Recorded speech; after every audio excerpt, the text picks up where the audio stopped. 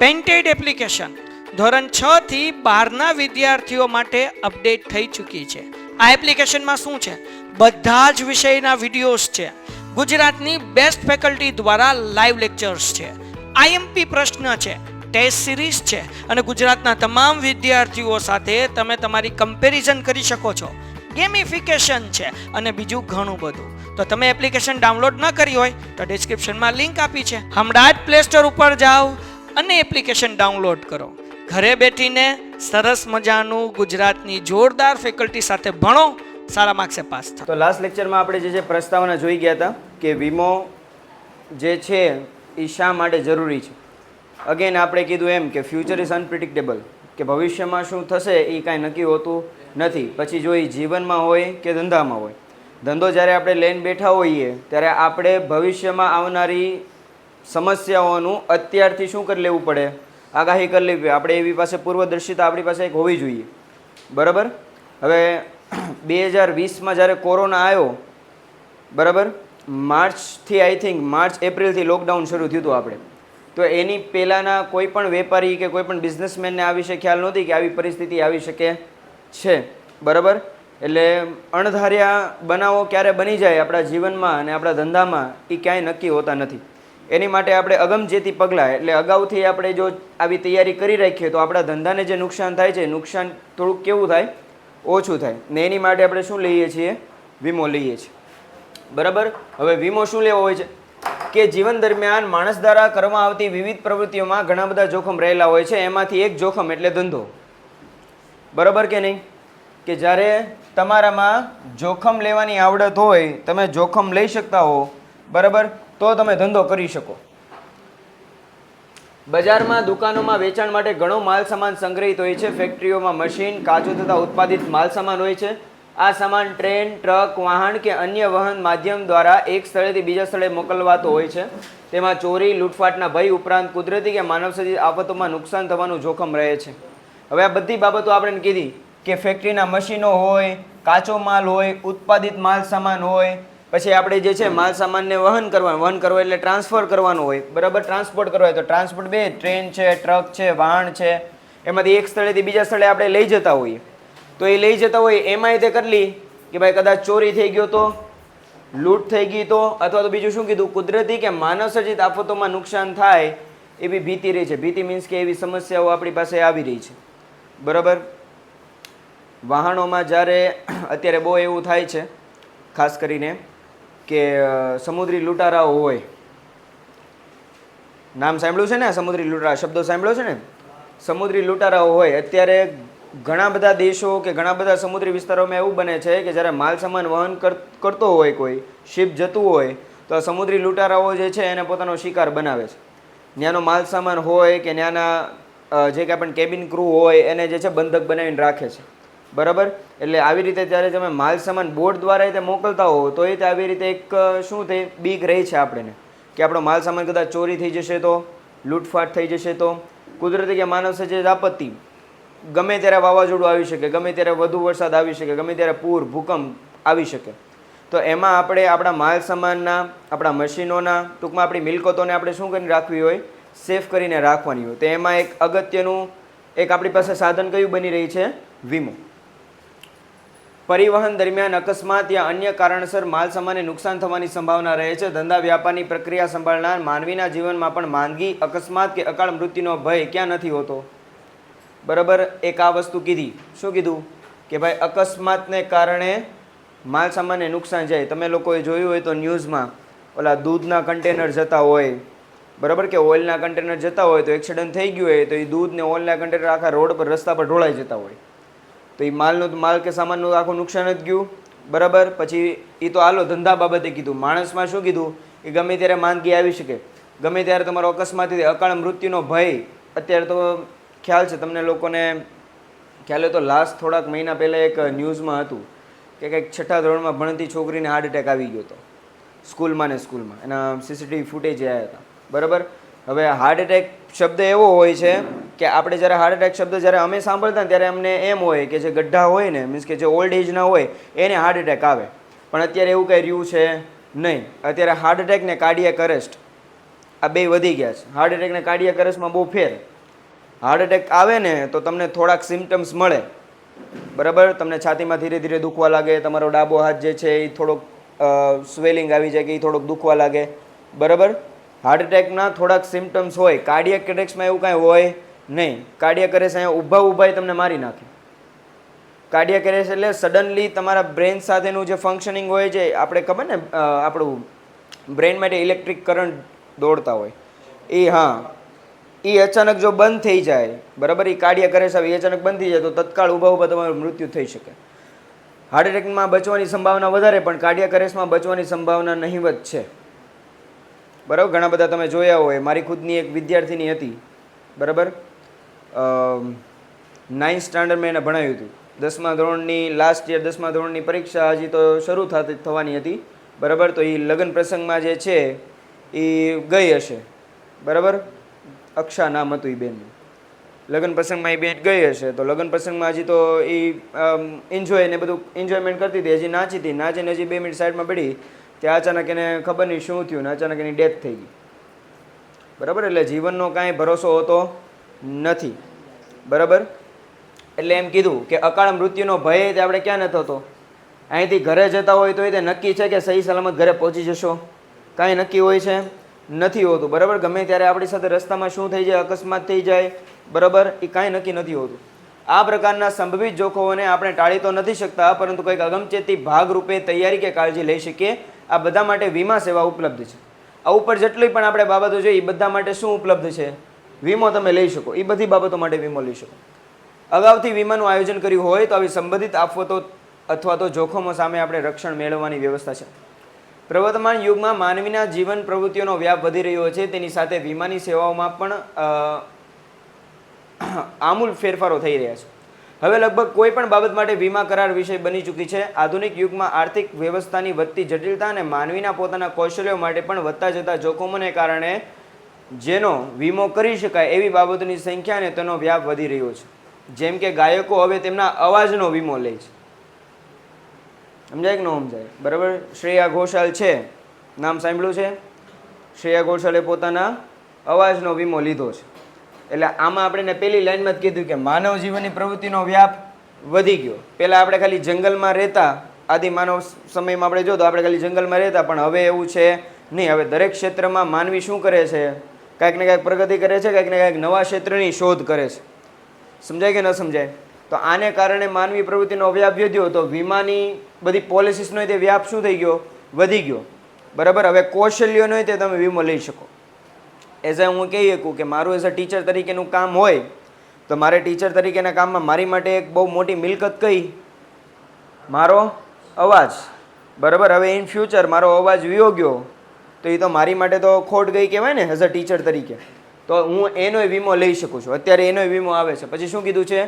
નૃત્યકારો તેમના પગનો વીમો ઉતરાવી શકે છે કે ઇન કેસ ઇન ફ્યુચર એના પગમાં કાંઈ ખોટ આવી, બરાબર, કે પગ નાચતા નાચતા અત્યારે ઘણી એવી સમસ્યા હોય છે, નાચતા નાચતા પગમાં ક્રેક આવી જાય કે એવું કાંઈ થઈ શકે, તો એ પગનો એને વીમો મળે છે, બરાબર. આઈ થિંક રોનાલ્ડો છે કે મેસી છે, મને ખ્યાલ નથી, એણે એના પગનો વીમો ઉતારેલો છે. રોનાલ્ડોએ, યસ, રોનાલ્ડોએ એના પગનો વીમો ઉતરાયેલો છે. કારણ કે એનું મેઇન આખું જે જીવન ચાલે છે એ ફૂટબોલથી જાય, ફૂટબોલ પગથી રમાય, બરાબર. તો ઇન ફ્યુચર એના પગને કાંઈ થયું તો એના વીમાના એને પૈસા મળશે, બરાબર. તમને એવું કાંઈ લાગે કે મારી પાસે આ કૌશલ્ય છે ને મારે આનો વીમો ઉતરાવવો છે ઇન ફ્યુચર, તો ઉતરાવી નાખજો, પણ વીમો પાછો યોગ્ય હોવો જોઈએ. મને ગાડી ચલાવતા હારી આવડે એટલે હું મારી કડાઈનો ઓલું વીમો ઉતરાવું, કડાઈ ન કહેવાય, કાંડું, આપણે પ્યોર ગુજરાતમાં કાંડાનો વીમો ઉતરાવું, કારણ કે લીવર તો અહીંથી જ દેવાય, એમ નહીં. એટલે ધ્યાન રાખજો. જેથી જ્યારે તેમના ગાયન અથવા નૃત્ય કૌશલ્ય અકસ્માતે બંધ થઈ જાય તો વીમા કંપનીએ ઉતરાવેલ વીમાની રકમ પણ શું થઈ જાય? ચૂકવે. આ તો અવાજ ગયો તોય પૈસા આવ્યા, હે ના? વીમાના પૈસા આવ્યા. આથી આજના સમયમાં વીમાની સેવા એક મહત્વપૂર્ણ ભાગ ભજવે છે. આપણે એવા ગાયનના કે એના વીમા નથી લેવાના. આપણે ધંધાનું ને આપણે હેલ્થ ઇન્સ્યોરન્સ ને એનું આપણે જોવાનું, આપણે ગાયન વીમા નથી લેવાના. જો તમને એમ કે તમારે કોઈ એક કૌશલ્ય બાબતે વીમો લેવો છે, જો કદાચ એમ ઇન કેસ બોર્ડમાં એવો ક્વેશ્ચન આવે તો કે તમારા એક કૌશલ્ય બાબતે વીમો લેવાની જરૂરિયાત જણાય છે, તો આ અંગે વીમા કંપનીને પત્ર લખો. તો તમે તમારું કોઈ પણ એક કૌશલ્ય દેખાડ. તમે સારું ગાતા હો તો ગાઈ નાખો, નાચતા હો તો પગનો વીમો ઉતરાવી નાખો, બરાબર. સારું બોલતા હોય તો ગળાનો વીમો ઉતરાવી નાખો, બરાબર. જમવાનું સારું બનાવતો હોય તો 2 હાથનો વીમો ઉતરાવી નાખો. સમજાય કે ન સમજાય? બરાબર. ચાલતા સારું આવડતું હોય તો 2 પગનો ઉતારી નાખો. ઉતારો તમ તારે વીમા. વીમા પ્રીમિયમ જ્યાં લગી ભરી શકો ત્યાં લગી ઉતારો. પ્રીમિયમ ભરવું પડે એમાં હો પાછું. તમે એમ કહો કે હું મારી ટચલી આંગળીનો વીમો ઉતરાવું કારણ કે મારું આખું જીવન એની પર નિર્ભર છે, એમ નો ઉતરાવો. વીમા કંપની કે હા સાહેબ તમે હા બેન હા તમે ઉતરાવી શકો પણ પ્રીમિયમ ભરવાનું. એટલે થોડું પાછું એ ધ્યાનમાં રાખજો. હા, વીમા સેવા એક એવી વ્યવસ્થા છે જેના દ્વારા અકસ્માતે થતી ખોટ કે નુકસાન સામે આપણે શું મેળવી શકાય છે? વળતર મેળવી શકાય છે. જો હવે આમાંથી ઓનલાઈનર ક્વેશ્ચન બધા આવશે એટલે અંડરલાઈન કરતા જજો. તે અનુસાર વીમો ઉતરાવનાર ને શું કહેવામાં આવે છે?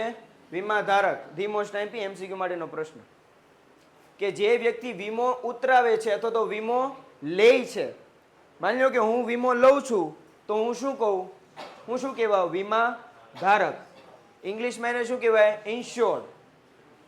સમજાય કે ન સમજાય? પણ આપણે ઇંગ્લિશમાં નહીં પૂછાય, આપણે એટલી વસ્તુ ધ્યાન રાખવાની. વીમો ઉતરાવનારને શું કહેવાય? વીમા ધારક, કે જે વીમો ધારણ કરે છે અથવા તો વીમો જેણે લીધો છે. અને વીમાની સેવા પૂરી પાડનાર કંપનીને વીમો આપનાર કહેવાય.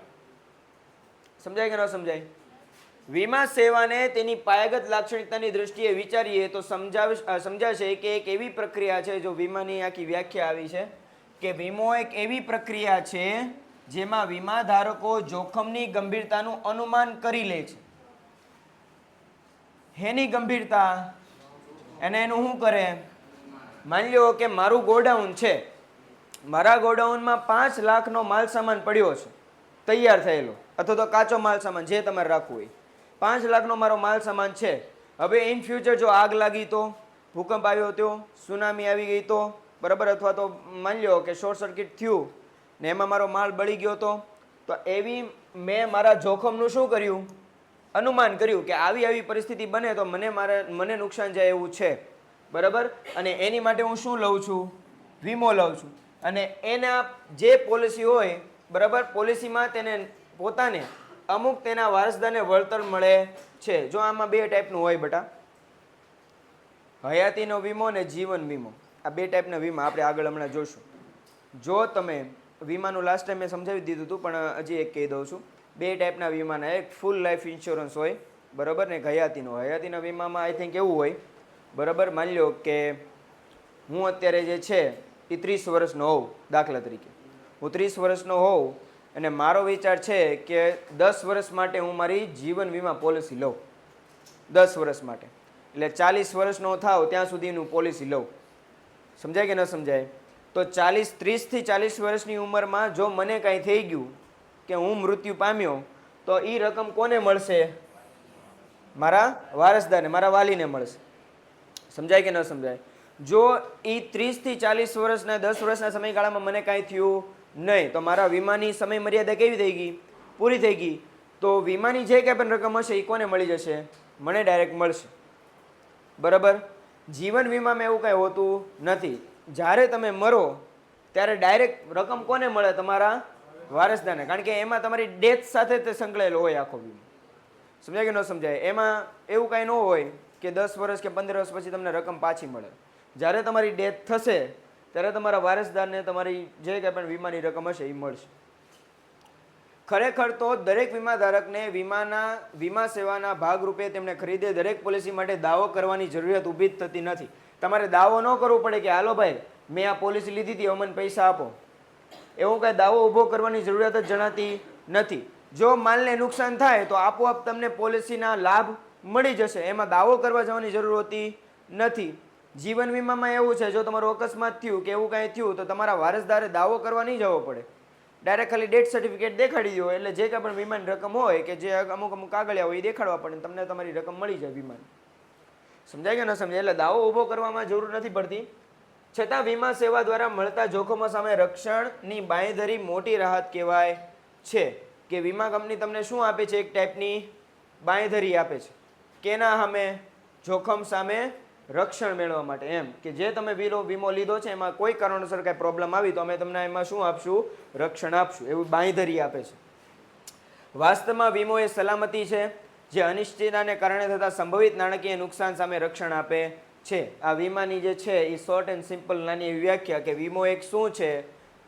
સલામતી છે જે અનિશ્ચિતતાના કારણે થતા સંભવિત નાણાકીય નુકસાન. જો અગેન કીધું કેવું નુકસાન? નાણાકીય નુકસાનો. તમે એમ કહો કે લે મારા ઘરે આની ડેથ થઈ ગઈ, વીમા કંપની આપો, એમ નહીં. એ શું આપશે? નાણાં આપશે, માણા નહીં આપે. નાણાં ને માણામાં બેમાં ફેર. જીવિત નહીં આપે. એમ નહીં કે વીમા કંપની લાવો ભાઈ બોડી લાવો હું જીવતો કરી દઉં. એ નાણાકીય સુવિધા ઓલી આપશે, એ એમ નહીં કરે. એટલે પાછું દોડ્યા નહીં જતા.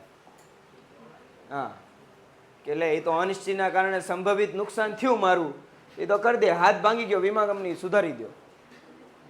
એ નહીં કહે કે પૈસા આપું તાર જે કરવું એ કરે, એમ કઈ ન કરી દે. ચલો વીમો એ લે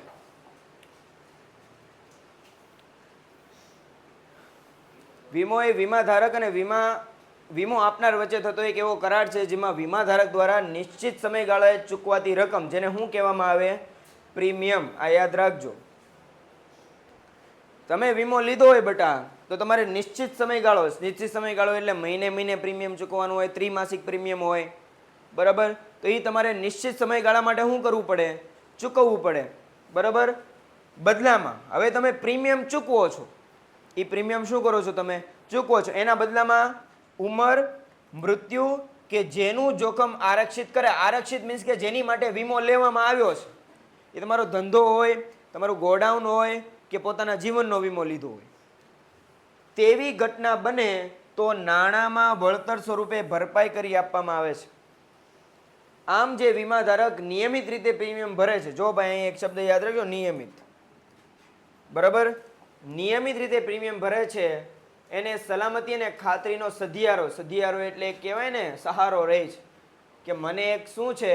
સલામતી છે. વીમો લીધો એટલે હું સેફ છું અને મને ખાતરી છે કે વીમા કંપની મને શું આપી દેશે?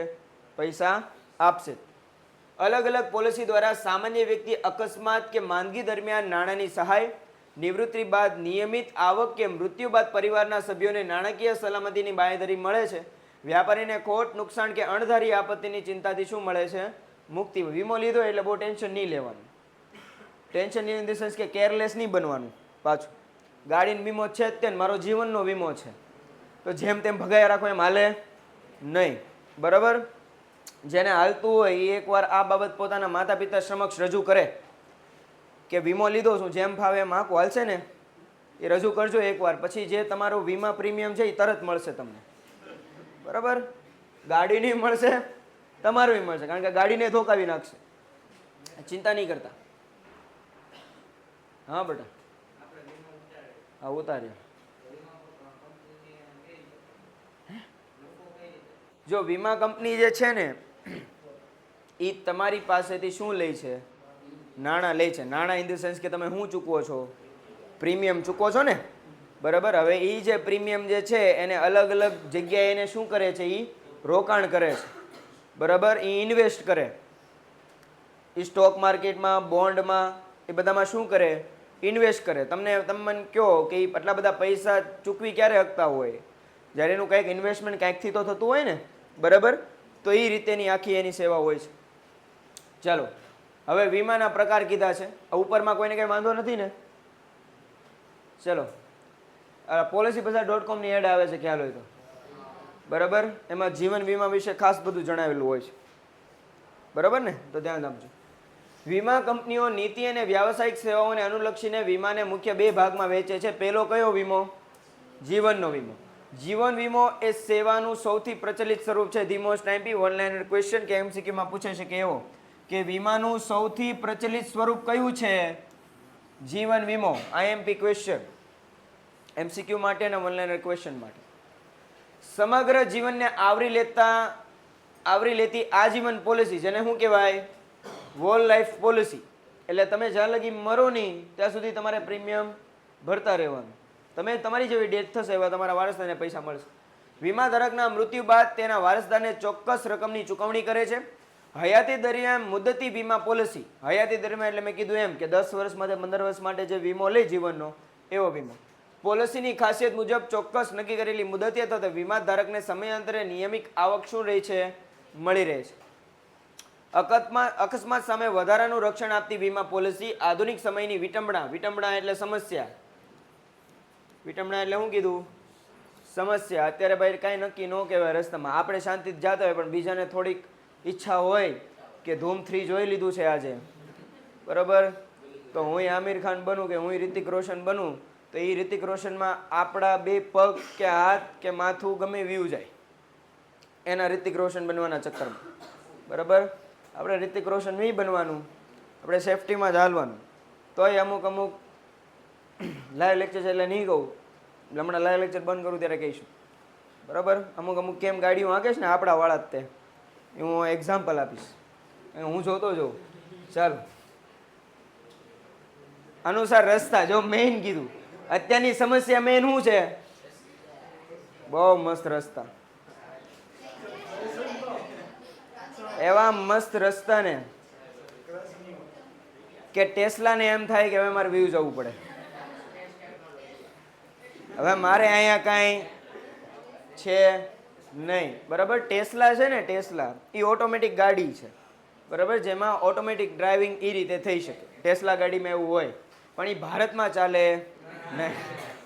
ભારતમાં ગમે નથી, ગાય, કૂતરા, બિલાડા, માણસ જીતા જાગતા ગમે ત્યારે આવી નીકળે, પાછા રસ્તામાં આડે આવીને આમ કર્યો. સુપર પાવર સુપર હીરોના મૂવી હોય ને એમાં આમ કરે ને તો બધું ઊભું રહી જાય.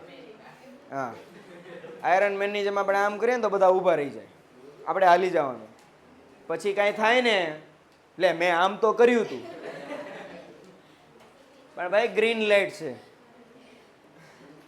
તું આમ કરીને ન હાલે, બરાબર. પછી કે લે વીમો તો મળવો જોઈએ, ક્યાંથી વીમો મળે, એમ ન હાલે. પછી હું કીધું છે રેલ. મુંબઈમાં ને એવા મેટ્રો સિટીમાં તમે જો ને તો રેલવેમાં બહુ ખરાબ રીતે લોકો મુસાફરી કરતા હોય, બહાર ટીંગાઈને મુસાફરી કરતા હોય છે, બરાબર. અને બીજી આપણે બાબત કહીએ કે માની લો કે હમણાં આઈ થિંક 2019માં એવું થયું હતું કે ટ્રેન એક્સિડન્ટ થયું હતું. ટ્રેન જે છે પાટા પરથી ઉતરી ગઈ હતી, આઈ થિંક પંજાબ આજુબાજુના એરિયામાં હતી. ઘણા બધા લોકો જે છે એમાં મૃત્યુ પામ્યા હતા, બરાબર. એટલે મુસાફરી કરતી વખતે તે કાંઈ નક્કી હોતું નથી. આપણે એમ થાય લ્યો હાલો હું ક્યાં ગાડી હાંકું છું, ગાડી તો બીજો હાંકે છે, આપણે હું ટેન્શન. પણ બીજો તમારી જેવો ન હોવો જોઈએ ને, બીજાએ ધૂમ 3 ન જોવું જોઈએ. એણે ધૂમ 3 જોયું અને એને એમ થાય કે આજે તો મારે બસને જવા જ દેવી છે કે ટ્રેનને આજે તો મારે બુલેટ ટ્રેન બનાવી છે, એમ ન હાલે, બરાબર. બીજું છે હવાઈ અકસ્માત. હમણાં જ તે હવાઈ અકસ્માત આપણે બન્યો અમદાવાદમાં, કાંઈ નક્કી નથી હોતું ભાઈ. ટેક ઓફ કર્યું, બરાબર, એની અમુક જ સેકન્ડમાં જે છે એ ઘણા બધા લોકોની જે છે એ મૃત્યુનો ભોગ બન્યા. સમજાય કે ન સમજાય? એમાં ભૂતપૂર્વ આપણા CMA તે એમાં જે છે એમની ડેથ થઈ ગઈ. હા, અને એમાં થયું એવું, જો 2 વસ્તુ થઈ. એક તો જે પ્લેનમાં બેઠા હતા એની તો ડેથ થઈ તે, બરાબર. બાકી જે ઓલી હોસ્ટેલ હતી ને આજુબાજુના જે લોકો ત્યાં રહેતા હતા કે જે લોકો ત્યાં પોતાનું day to day routine life જે જીવતા હશે એને આવી રીતે ઘણું નુકસાન થયું હશે. મિલકતોનું નુકસાન થયું. જો પહેલી વાત, મિલકતોનું નુકસાન થયું, જીવનનું નુકસાન થયું, બરાબર. એટલે આવું કાંઈ નક્કી હોતું નથી. શક્યતાઓ વધી જાય છે. વીમા ધારકને તે અંતર્ગત થતી જાનહાનિ સામે વધારાની રકમનો શું મળે છે? લાભ મળે છે. કે આવું કાંઈ તમારી સમસ્યા એવી થાય તો એમાં તમને શું મળે છે? વધારાની રકમનો લાભ મળે છે, બરાબર. ચાલો, હવે બીજા કયા હોય છે? સામાન્ય વીમા. માંદગી દરમિયાન રક્ષણ આપતી વીમા પોલિસી આધુનિક સમયમાં શારીરિક અને માનસિક શ્રમ તેમજ તાણને કારણે બીમારીનું પ્રમાણ નાની ઉંમરે વધ્યું છે. અત્યારે આનું બહુ વધી ગયું છે. માનસિક શ્રમ નહીં કહો, એને માનસિક તાણ કહીશ. મેન્ટલી પ્રેશરાઇઝ બહુ બધા થઈ ગયા છે, બરાબર. એમાં સોશિયલ મીડિયા કયો, સ્ટડીઝ કયો, બરાબર, ઘણી બધી સમસ્યાઓ આમાં આપણે લઈ શકીએ, બરાબર. સોશિયલ મીડિયા એ એક મેઇન તમે વસ્તુ કહી શકો કે સોશિયલ મીડિયાના ઘણી બધી જે છે ટ્રોલિંગ થતું હોય. ટ્રોલિંગ ઇન ધ સેન્સ કે ખબર પડે ને તમને? ટ્રોલિંગ એ તો ખબર પડે ને. સોશિયલ મીડિયામાં ટ્રોલિંગ થતું હોય. માની લો કે સોશિયલ મીડિયા છે ને ઓપન પ્લેટફોર્મ છે. તમે તમારી જે કાંઈ પણ મનની સમસ્યા હોય કે મનની લાગણીઓ હોય એ તમે બેઝિઝક ત્યાં શું કરી શકો છો? રજૂ કરી શકો. એમાં તમને કોઈ પણ પ્રકારની બાંધછોડ હોતી નથી, તમને ફ્રીડમ હોય છે પૂરી. પણ અમુક એ ફ્રીડમનો જે શું કરે છે? મિસયુઝ કરે છે, બરાબર. તમને ખ્યાલ હોય તો ઘણાને શરીરમાં ડાઘ પડી જાય છે, ખબર ને? વ્હાઇટ એવા ડાઘ હોય છે. તો એવા લોકોને તે જે છે એ ઓનલાઈન સોશિયલ મીડિયા પર બહુ ટ્રોલ કરવામાં આવે, એની પોસ્ટ જોવાની, એની કમેન્ટો એકવાર વાંચવાની, બરાબર. પછી ઘણા વ્યક્તિ હોય એની સ્કિન થોડીક ડાર્ક હોય, બરાબર, તો એને ઘણી બધી રીતે જે છે અલગ અલગ કોમેન્ટો લખે. આ કોમેન્ટો લખે ને તો માનસિક રીતે પ્રેશર વધે, માનસિક તાણ વધે, બરાબર. બહેનો માટે તો આઈ થિંક સોશિયલ મીડિયા જે છે સેફ જ નથી. હું તો 110% કહું.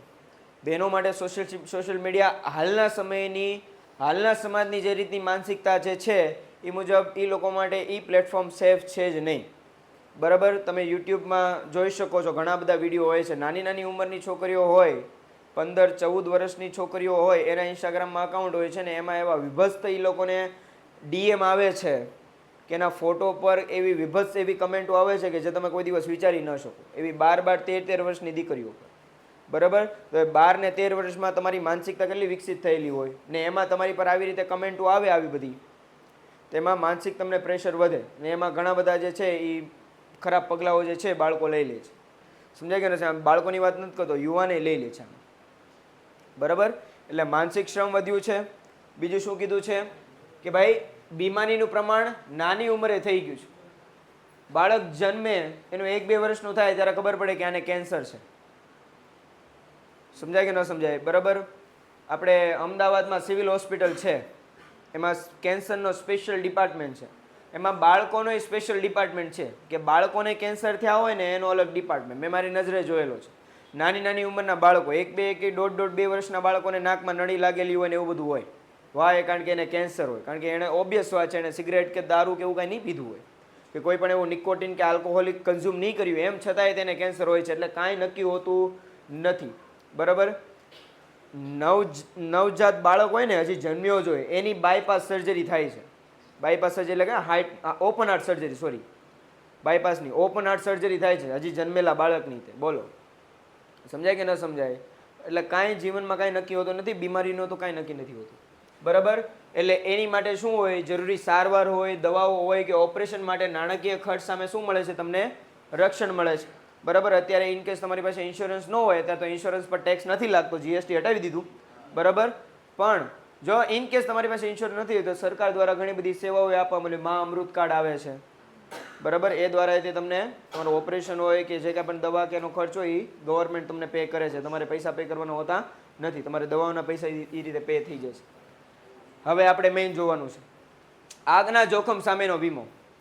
ઘરેલું તથા વ્યાવસાયિક ભવનો, જો ઘરનો વીમો લઈ શકો એવું નહીં કે તમારે ગોડાઉન કે તમારી ઓફિસનો જ વીમો લેવો, તમારે ઘરનો વીમો લઈ શકો આગ સામે રક્ષણ માટે. વ્યાવસાયિક ભવનો તેમજ તેમાં રહેલી સામગ્રી આગથી થતા નુકસાન સામે શું આપે છે, રક્ષણ આપે છે. આ પોલિસી અનુમતિ અનુસાર વાવાઝોડું, પૂર, ભૂકંપ, કુદરતી કે માનવસર્જિત આફતો વિસ્તારોમાં આવે છે, બરાબર. આપણે ભાવનગરના કોસ્ટલ એરિયા જોઈએ, કોસ્ટલ એરિયા દરિયા કિનારાના આજુબાજુના વિસ્તારો, તો ત્યાં કાંઈ તમારું ઘર હોય, ત્યાં કાંઈ તમારી મિલકતો હોય, બરાબર. એ મિલકતો સામે તમને શું મળે, વીમા તરીકેનું રક્ષણ મળે છે. સમજાય કે ન સમજાય? બરાબર. કારણ કે ત્યાં પૂર, વાવાઝોડું આવે તો સૌથી વધારે નુકસાન કોને થાય, કોસ્ટલ એરિયાને કે દરિયા કિનારાના એરિયાને વધારે નુકસાન થાય. તો ત્યાં જો તમે તમારું ઘર હોય, તમારી દુકાન હોય, તમારું ગોડાઉન હોય તો એને આરક્ષિત કરવું પડે, મીન્સ કે વીમો તમારે લેવો પડે. સમુદ્રી વ્યાપારનો વીમો, આ વીમા અંતર્ગત જહાજ અને તેમાં રહેલા સામાન, ચાલક દળ, મુસાફરો તેમજ માલિકની જવાબદારીઓનો સમાવેશ થાય છે. તે આગ, વાવાઝોડું કે અન્ય સમુદ્રી જોખમો સામે રક્ષણ આપે છે. આ ત્રાહિત પક્ષને થતું નુકસાન પણ આવરી લેવામાં આવે છે. સમજાય? થર્ડ પાર્ટીને તેમાં ઇન્સ્યોરન્સમાં શું કરી લેવામાં આવે છે, સિક્યોર કરી લેવામાં આવે. મેં કીધું એમ કે પેસિફિક ઓશન છે એ સૌથી ખતરનાક દરિયો કહેવાય, બરાબર. કારણ કે એ દરિયો તો ન સમુદ્ર કહેવાય, એ સમુદ્ર કોઈ દિવસ શાંત હોતો નથી. ત્યાં અચાનક વાતાવરણ બદલાઈ જાય, વાવાઝોડું, બરાબર, મોટી લહેરો. તમે ઓનલાઈન સર્ચ કરજો, યુટ્યુબમાં તમે જોજો તો તમને સારામાં સારી રીતે જે છે બધી માહિતી મળી રહી, બરાબર. તમને ખ્યાલ આવશે કે સમુદ્ર દ્વારા તે આપણે જે છે એ માલ સામાન મોકલતા હોય પણ ન્યાય તે જોખમ કાંઈ નાનું મોટું હોતું નથી, બરાબર. તો એનોય તમે વીમો ઉતરાવી શકો છો. વાહન અંગેના જોખમ સામે વીમો એટલે કાર છે, ટ્રક છે, મોટરસાયકલ છે, અથવા તો એને નુકસાન થાય અથવા તો શેનું ચોરી સામે તે આપણને શું મળે છે, રક્ષણ મળે છે, ચોરી લૂંટફાટ જોખમો સામેનો વીમો વીમાથી આરક્ષિત થયેલ જગ્યાએ ચોરી લૂંટફાટના આશયથી તથા નુકસાન સામે રક્ષણ આપે છે. આમાં તમે તમારું ગોડાઉન, તમારું ઘર, તમારી ઓફિસ એ બધું આરક્ષિત કરી શકો. એની સામે ચોર કે લૂંટફાટમાં એવું થાય તમારે, એમાં તમને વીમો મળે. હવે એની સિવાય પાકનો વીમો આવે છે. પાક એટલે જે કાંઈ પણ તમે ખેતી કરો છો, આ તો હવે ગવર્મેન્ટ દ્વારા જ તે આપવામાં આવે છે. તમારી ખેતી, ખેત ઉત્પાદકતાને શું આપે છે? વીમો આપે છે. માની લો કે તમે પાક ઉગાડ્યો, આ 10મા ધોરણમાં આવી ગયું છે. 10મા ધોરણમાં આવતું 10મું ચેપ્ટર ટેકનિકલ રિફોર્મ્સ, બરાબર? એટલે ટેકનિકલ સુધારા અને માળખાગત સુધારા, એવા બે આવતા ટોપિક, બરાબર? તો એમાં માળખાગત સુધારામાં આવતું કે હવે ગવર્મેન્ટ શું પ્રોવાઈડ કરે છે? ટેકનિકલ સુધારામાં આવતું ગવર્મેન્ટ વીમો આપે છે. તમે પાક ઉગાડ્યો, વરસાદ ન આવ્યો ને પાક તમારો ફેલ ગયો, તો તમને વીમો ઉતરાવી દીધેલો હોય તો તમે એની પેન્ટેડ એપ્લિકેશન ધોરણ 6 થી 12ના વિદ્યાર્થીઓ માટે અપડેટ થઈ ચૂકી છે. આ એપ્લિકેશનમાં શું છે? બધા જ વિષયના વિડીયોઝ છે. ગુજરાતની બેસ્ટ ફેકલ્ટી દ્વારા લાઈવ લેક્ચર્સ છે. આઈએમપી પ્રશ્ન છે, ટેસ્ટ સિરીઝ છે અને ગુજરાતના તમામ વિદ્યાર્થીઓ સાથે તમે તમારી કમ્પેરિઝન કરી શકો છો. ગેમિફિકેશન છે અને બીજું ઘણું બધું. તો તમે એપ્લિકેશન ડાઉનલોડ ન કરી હોય તો ડિસ્ક્રિપ્શનમાં લિંક આપી છે. હમણાં જ પ્લે સ્ટોર ઉપર જાઓ અને એપ્લિકેશન ડાઉનલોડ કરો. ઘરે બેઠીને સરસ મજાનું ગુજરાતની જોરદાર ફેકલ્ટી સાથે ભણો, સારા માર્ક્સે પાસ થાઓ. સામે તમને શું મળશે? વળતર મળશે. ઇન્સ્યોરન્સ તમને પોલિસી જો હોય ગવર્મેન્ટ કરે તો તમને એ પૈસા મળે છે, બરાબર? પછી માની લો કે વાવાઝોડું આવ્યું કે અતિવૃષ્ટિ થઈ ગઈ, અતિવૃષ્ટિ એટલે બહુ વધારે વરસાદ આવી ગયો અને પાક તમારો ફેલ ગયો, તો એમાંય તમને પૈસા મળશે જો તમે વીમો ઉતરાવ્યો હોય તો. આઈ થિંક ગવર્મેન્ટ હવે જે છે એ દરેક ખેડૂતોને જે છે આ વીમો લેવા માટે જે છે એ પ્રોત્સાહિત કરે છે કે તમે વીમો ઉતરાવો એટલે તમને વાંધો ન આવે. પછી પશુધનનો વીમો, બરાબર? આપણે લાગે કે ગાય કે ભેંસ, બરાબર, આપણે લાગે કે એ બહુ કાંઈ જે છે એનો થોડો વીમો લેવાનો હોય, પણ એનાથી જે દૂધ ઉત્પાદકતા થતી હોય કે એનાથી જે દૂધ મળતું હોય, બરાબર, એ એક નાણાકીય ઇન્કમ જનરેટ કરવાનો કોઈક માટે સોર્સ છે. સમજાય કે ન સમજાય? બરાબર. હવે માની લો કે કોઈક વ્યક્તિ હોય એની પાસે ગાય ને ભેંસ હોય, એ ખાલી દૂધ ઉત્પાદન કરીને પોતાની આજીવિકા ચલાવતો હોય, બરાબર, અને માની લો કે ગાય કે ભેંસને કંઈક નુકસાન થયું કે એને કંઈક બીમારી આવી ગઈ કે અકાળે મૃત્યુ પામ્યા, તો એનો આજીવિકાનો સોર્સ તો વયો ગયો ને. સમજાય કે ન સમજાય? એટલે પશુધનનો વીમો લેવામાં આવે છે. બાંયધરી કે જામીનગીરી અંગેના જોખમો સામે વીમો, આ સમજાવો. આ એક સમજવા જેવો છે. બાંયધરી જામીનગીરી અંગેના જોખમો સામેનો વીમો એટલે હું ઓનલાઈન જો કોઈને આવડતું હોય તો કહો. બાંયધરી કે જામીનગીરી અંગેના જોખમ સામેનો વીમો એટલે શું? જો અહીંયા ધ્યાન આપજો, સાંભળો. માની લો કે એ નામનો કોઈ વેપારી છે, બરાબર, એણે 5 લાખ રૂપિયાનો માલ જે છે એ કેવી રીતે વેચ્યો છે? કેવો વેચ્યો? એણે ઉધાર માલ વેચ્યો. કોને વેચ્યો? કે ભાઈ બી વ્યક્તિને માલ વેચ્યો છે અને આ નાણાં ચૂકવવાનો સમયગાળો કેટલો આપ્યો છે? 60 દિવસ. એટલે કેટલા મહિના? 2 મહિના થયા, બરાબર. હવે ઓબ્વિયસ વાત છે, કાંઈ નક્કી કહેવાય નહીં. 5 લાખનો તમે માલ ઉધાર વેચ્યો છે, 2 મહિના એણે આપ્યા છે કે 2 મહિનામાં હું તમને પૈસા આપી દઈશ, પણ હવે ઇન ફ્યુચર આ આપણને પૈસા આપી શક્યો નહીં, તો આપણા 5 લાખ તો ગયા ને? ગયા કે ન ગયા? તો અમુક વેપારી જે છે આવા સંભવિત ગ્રાહકોને જ્યારે માલ વેચે છે ત્યારે ઉધારમાં પાછો, ત્યારે આવો બાંયધરી કે જામીનગીરી હોય એનો શું લે છે? સ્પેશિયલી વીમો લે છે, બરાબર. 5 લાખનો માલ સામાન હોય તો 5 લાખનો શું લે છે? જામીનગીરીનો વીમો લે છે. હવે એ વીમો એ લઈ અને એને શું ભરવા પડે? પ્રીમિયમ ભરવા પડે, બરાબર. ઇન કેસ આ પૈસા આપી શક્યો નહીં તો એને નુકસાન થયું તો એ હેમાંથી આરક્ષિત છે? એટલે એને કંઈ ટેન્શન લેવાની જરૂર છે નહીં. આને પૈસા નથી આપ્યા વાંધો નહીં, મારે એનો મેં શું ઉતરાવેલો છે? જામીનગીરીનો વીમો ઉતરાવેલો છે, બાંયધરી વીમો ઉતરાવેલો છે, એટલે મને કંઈ ટેન્શન છે નહીં. એ પૈસા આપી દેશે તો વધારે સારામાં સારું, તો તમને બે રીતે પ્રોફિટ થાય. પ્રોફિટ થશે કે બે રીતે તમને સારું રહેશે. એ તો 5 લાખ આવી ગયા અને વીમો ઉતરાય તો એને પૈસા મળ્યા. સમજાય કે ન સમજાય? પણ ઇન કેસ જો પૈસા નથી આવતો તો આવી રીતે જે છે તમે બાંયધરી કે જામીનગીરીનો વીમો તે તમે લઈ શકો છો ઇન ફ્યુચર. મેં કીધું ને ધંધાનો વ્યાપ એટલો બધો વધી ગયો ને કે ગમે એ બાબતે તમે વીમો ઉતરાવી શકો. તો આવી રીતે તમે વીમો લઈ શકો છો. આવી રીતે માની લો કે 5 લાખની જગ્યાએ 50 લાખનું ઉધાર માલનું વેચાણ કર્યું હોય ને સમયગાળો 1 વર્ષ કરતાં વધારેનો હોય તો ઓબ્વિયસ વાત છે આપણે ને આપણા પૈસાની શું થાય, ચિંતા થાય કે મળશે કે નહીં મળે. સમજાય કે ન સમજાય? તો આવી રીતે વીમો ઉતરાવી શકો છો, જેને બાંહેધરી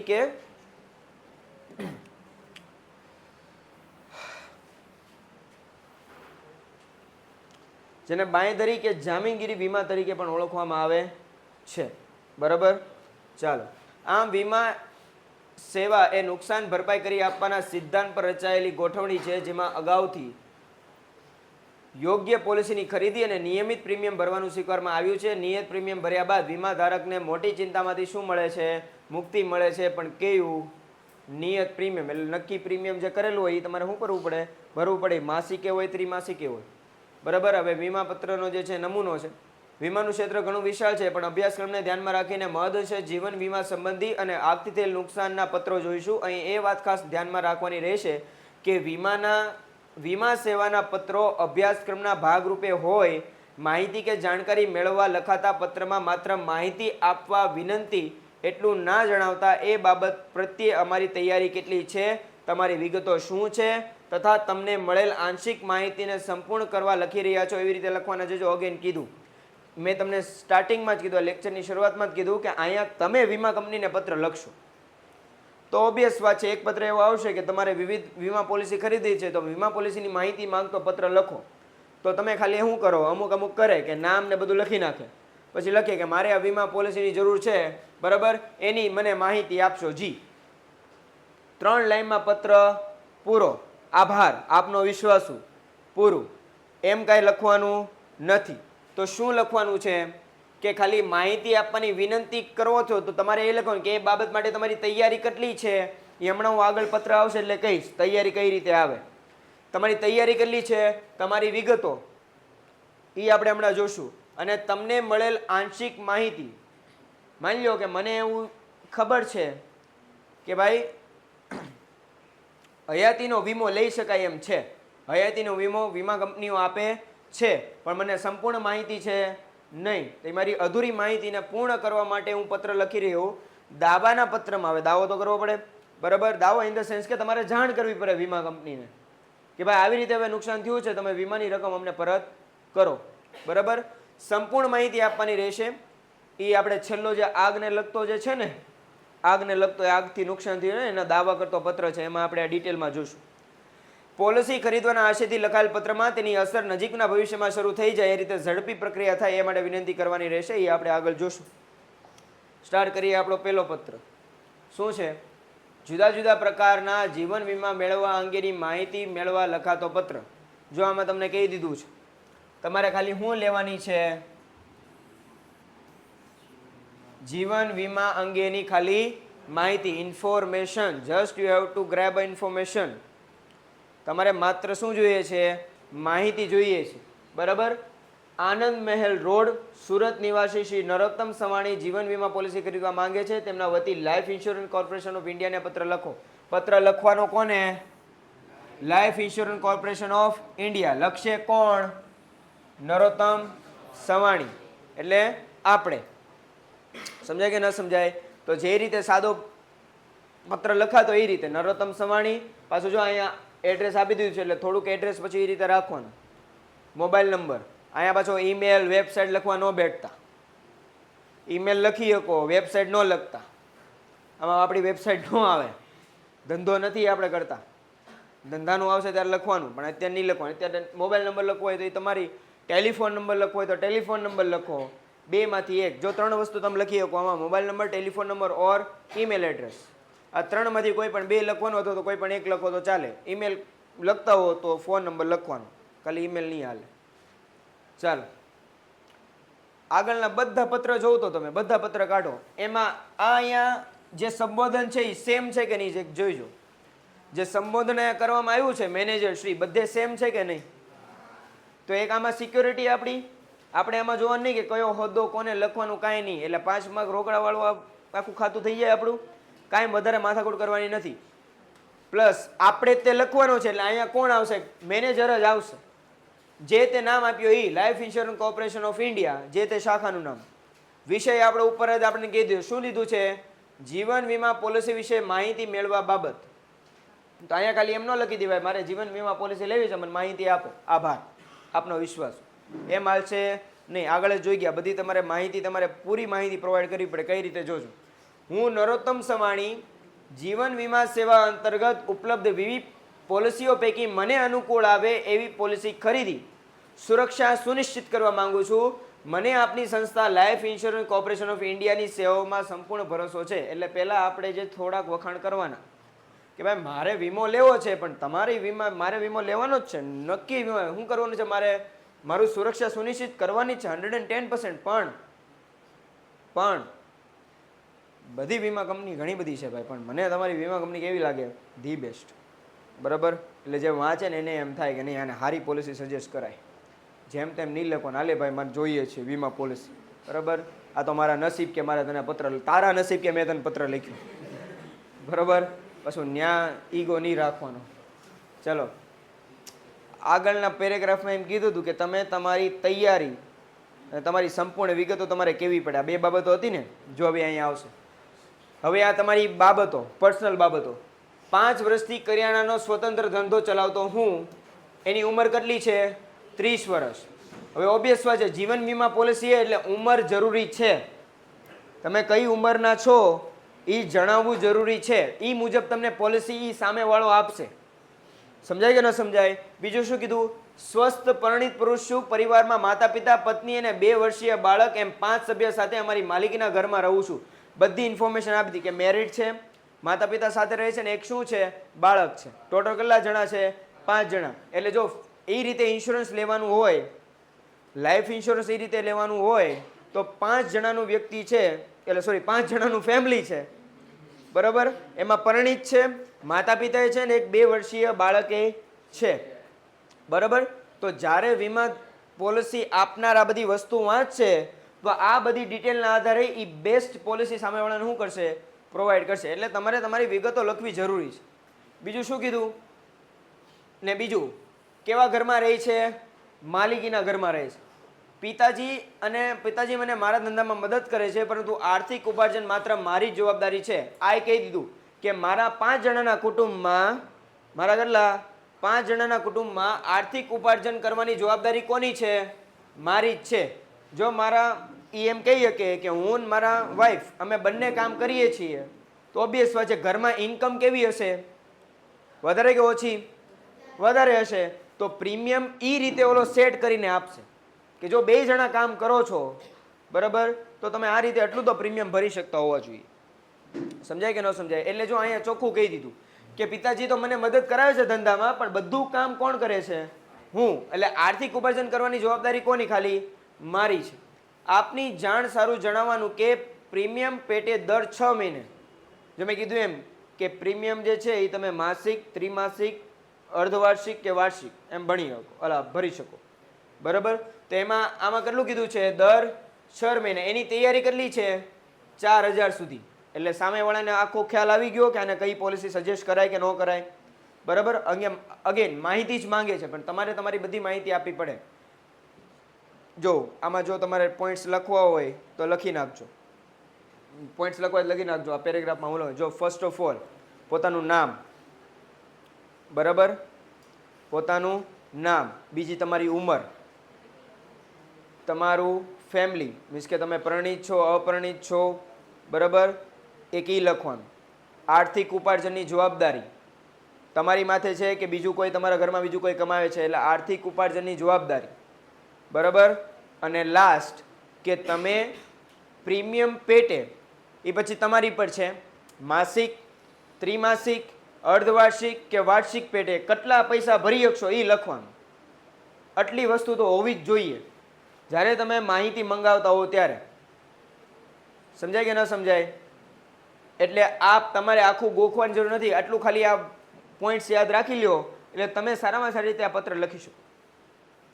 આપની વિવિધ ભરોસાપાત્ર પોલિસીઓ પૈકી હું એક પોલિસી પસંદ કરવા ઈચ્છું છું. વિવિધ પોલિસીઓ વિગત આપનું પેમ્ફલેટ મોકલી આપવા વિનંતી. પેમ્ફલેટ આવે ને? પેમ્ફલેટ ખબર પડે ને? હા, ફરફરિયું, ચોપાનિયું, હા, પેમ્ફલેટ. આ કાગળિયું મેમો ન કહેવાય એને.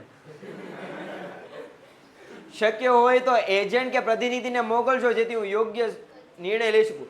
વીમા પોલિસી વેચવા માટે ઓલા આવે, એના એજન્ટ આવે, ખ્યાલ હોય તો. ખબર છે?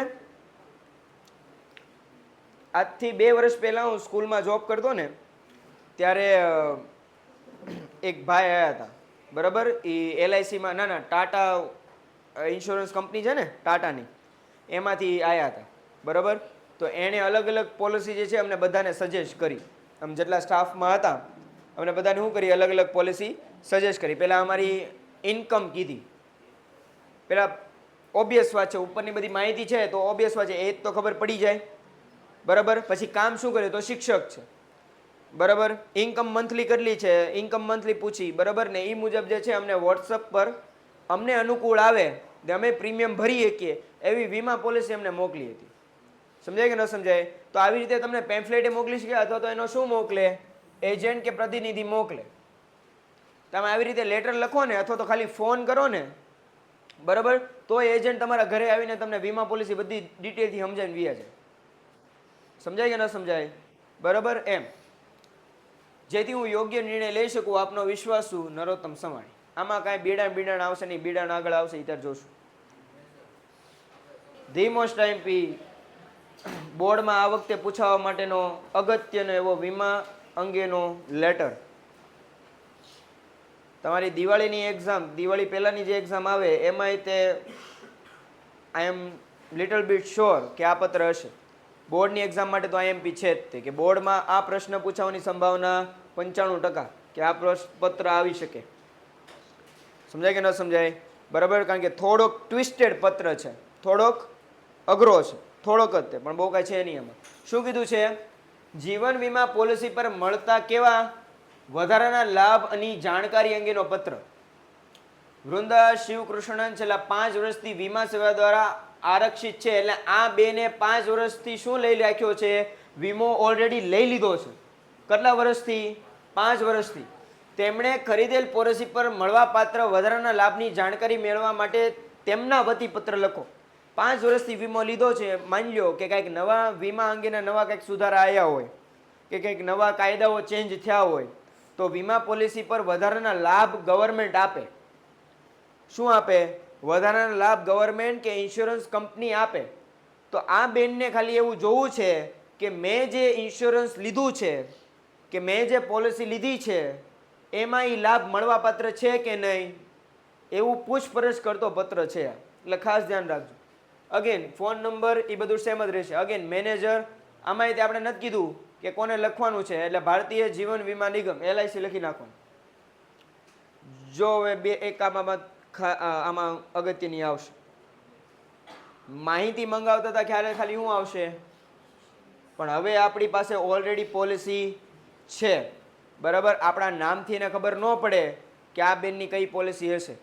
એટલે અગેન જ્યારે તમે પોલિસી ઓલરેડી લઈ લીધેલી છે અને પછી તમે પત્ર લખો છો ત્યારે ફરજિયાત શું લખવાનું આવશે? એક તો વિષય શું છે? જીવન વીમા પોલિસી પર વધારાના લાભની જાણકારી મેળવવા માટે. ને બીજું શું લખવાનું? સંદર્ભ. સંદર્ભમાં શું આવશે? તમે કઈ પોલિસી લીધી હતી? આમાં પોલિસીનું નામ એમણે આપ્યું છે કે જીવન તૃપ્તિ પોલિસી, અથવા તો તમે સાદું જીવન વીમા પોલિસી લખી શકો. જીવન આનંદ પોલિસી આવે છે, LICની પોલિસી છે, બરાબર. જીવન આનંદ પોલિસી એટલે જે કાંઈ પણ તમે પોલિસી લીધી હોય એનું નામ અને એનો નંબર. કેટલા આંકડાનો છે? 1 2 3 4 5 6 7 સ્લેશ ને 2 સ્લેશ એટલે આડી લાઈન એમ, અને સ્લેશ કે. સમજાય કે ન સમજાય? અગેન 7 આંકડાનો આ નંબર ને પાછળ કેટલા? 2 આંકડા. એ તમારી વીમા પોલિસી નંબર હોય એટલે જ્યારે એ પોલિસી નંબર નાખશે ત્યારે તમારી બધી ડિટેલ એની પાસે આવશે કે આ બેન એમણે આ પોલિસી લીધેલી છે, પ્રીમિયમ એટલું ભરેલું છે, ને કેટલા વર્ષથી પોલિસી હોલ્ડર છે, અને જે કાંઈ પણ નવા સુધારા આવ્યા એ આ બેનને લાગુ પડે છે કે નથી પડતા એને બધી માહિતી મળે. એટલે અગેન કહી દઉં, જ્યારે વીમા હોલ્ડર હોવ ત્યારે તમારે સંદર્ભ લખવો આવશ્યક છે. ઉપરોક્ત સંદર્ભમાં જણાવવાનું કે 2006માં જીવન તૃપ્તિ પોલિસી લીધેલ છે, ત્યારબાદ નિયમિત રીતે પ્રીમિયમ ભર્યા છે. 2006 છે, 2006 અને 5 વર્ષ કેટલા થાય? 6 ને 5 6 ને 5 10 11, બરાબર. અહીંયા હું લખેલું છે? 17, બરાબર. એટલે તમારે એ ખાસ ધ્યાન રાખવાનું છે કે વીમો ક્યારે લીધો તો, ક્યારે પત્ર લખો. 5 વર્ષ 10 વર્ષ તમે ઉપર કીધું છે 5 વર્ષ, તો પછી એ ડેટ એ રીતે તમારે જોવાની, બરાબર. સમજાણું કે ન સમજાણું? જીવન તૃપ્તિ પોલિસી લીધે છે, ત્યારબાદ નિયમિત રીતે પ્રીમિયમ ભર્યા છે, એ ડેલી જે છે શું કરે છે? નિયમિત રીતે પ્રીમિયમ ભરે છે. મને જાણવા મળ્યું છે કે એકવાર ખરીદેલી પોલિસીમાં વધારાના લાભ પાછળથી શું ઉમેરવા શક્ય છે? કે જે પોલિસી તમે લીધેલી હોય તમારે એમાં વધારાના લાભ ઉમેરવા હોય તો એ તમે ઉમેરી શકો છો. મને એવું જાણવા મળ્યું છે, ઇન્ફોર્મેશન આવી જવાય ક્યાંકથી, બરાબર. ઉપર જણાવેલી પોલિસીમાં અગેન આ અંડરલાઈન કરીને રાખજો, બીજું કાંઈ લખવાનું નથી આમાં. આવા પત્ર આવે ત્યારે આ જ વસ્તુ લખવાની છે કે જ્યારે કહેવાય ને વધારાના લાભ મેળવવાનો પત્ર આવે ત્યારે આ જ વસ્તુ લખવાની. જો શું કીધું છે? પહેલું ડબલ એક્સિડન્ટ બેનિફિટ. ઉપર જણાવેલ પોલિસીમાં ડબલ એક્સિડન્ટ બેનિફિટનો લાભ ઉમેરી શકાય છે કે કેમ એ જણાવજો. એક પેલું કીધું, એક પેલો લાભ કયો? Double accident benefit. હવે એના મુજબ શું થાય કે વીમા પોલિસીની મુદત દરમિયાન ડબલ એક્સિડન્ટ બેનિફિટનો ડિટેલમાં કીધું કે વીમા પોલિસીની મુદત દરમિયાન પોલિસી ધારકનું આકસ્મિક મૃત્યુ થાય અને પોસ્ટમોર્ટમના રિપોર્ટ દ્વારા એ પુરવાર થાય તો વારસદારને વીમાની બમણી રકમ મળી શકે છે. કોને according? Double accident benefit according. આકસ્મિક મૃત્યુ થઈ જાય, અગેન બહુ સરસ વાત કીધી. એક શું દેખાડવાનું? Postmortem report. માની લો ઘણા એવું કરે છે કે ઘણા એવું કરે કે ધંધામાં અત્યારે તંગી આવી ગઈ હોય, પૈસા હોય નહીં, બરાબર, પણ ગોડાઉનનો વીમો લીધેલો હોય, બરાબર, તો ગોડાઉનમાં હાથે કરીને આગ લગાડી દે.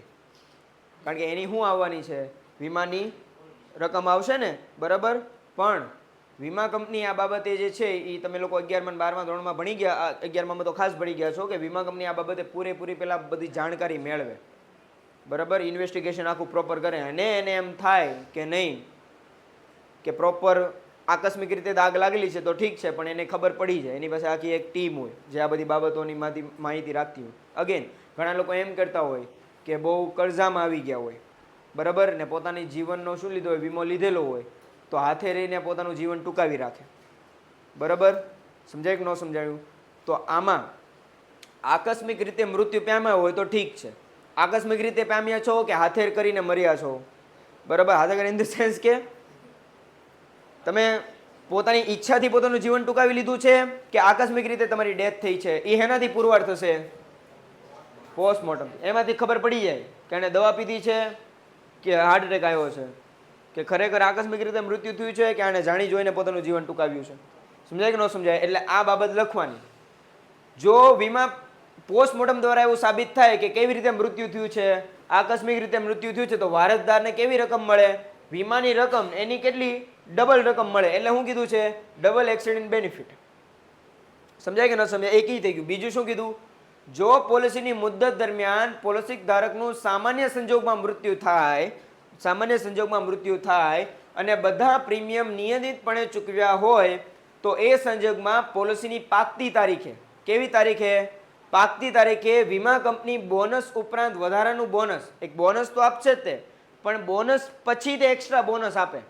જો આમાં જે છે એ લાઈફ ટાઈમ ઓલું હતું, લાઈફ ટાઈમનો વીમો તમે લીધો હોય તો આ ડબલ એક્સિડન્ટ બેનિફિટનો તમને લાભ મળે. આ હયાતીના વીમા માટે છે કે વીમો પાકી ગયો છે તમારો, બરાબર, તો તમને બોનસ સહિતનું વધારાનું બોનસ એ મળે એવી સુવિધા જે છે આપે છે, બરાબર. વધારાનું બોનસ એટલે ફાઇનલ એડિશનલ બોનસ પણ ચૂકવે છે. શું આ બંનેનો લાભ મારી ઉપરોક્ત પોલિસી માટે મળવાપાત્ર છે? એવું બની શકે કે તૃપ્તિ પોલિસી હોય, જીવન તૃપ્તિ પોલિસી હોય, એમાં બેના લાભ મળવાપાત્ર હોય નહીં, ને મળવાપાત્ર હોય તો આ બે લાભ એને શું થઈ જાય? એડ થઈ જાય. એટલે એ માહિતી માંગે છે કે આ બે લાભ મને મળવાપાત્ર છે કે નહીં, બરાબર. હું જીવન વીમા પોલિસી પર મળતા વધારાના લાભ મેળવવા ઈચ્છું છું કે જો આ વધારાના લાભ મને મળતા હોય તો એ લાભ મને જોઈએ છીએ અને એ માટે પ્રીમિયમની રકમમાં થતો વધારો મને મંજૂર છે. ઘણીવાર એવું બને કે આ બે વધારાના લાભ જોતા હોય તો પ્રીમિયમ થોડુંક તમારે કેવું પે કરવું પડે, એક્સ્ટ્રા પે કરવું પડે. તો એની માટે આ બેન કેવા છે, તૈયાર છે. કામકાજના દિવસ દરમિયાન આપ જ્યારે બોલાવશો ત્યારે આવી જરૂરી કાર્યવાહી પૂર્ણ કરી જઈશ. આપના તરફથી ઝડપી પ્રત્યુત્તરની અપેક્ષા. આભાર. સમજાય કે ન સમજાય? બરાબર. એટલે ખાસ ધ્યાન રાખજો, ધીમો સ્નાઈપી આ પત્ર છે અને આ બે વસ્તુ જ લખવાની.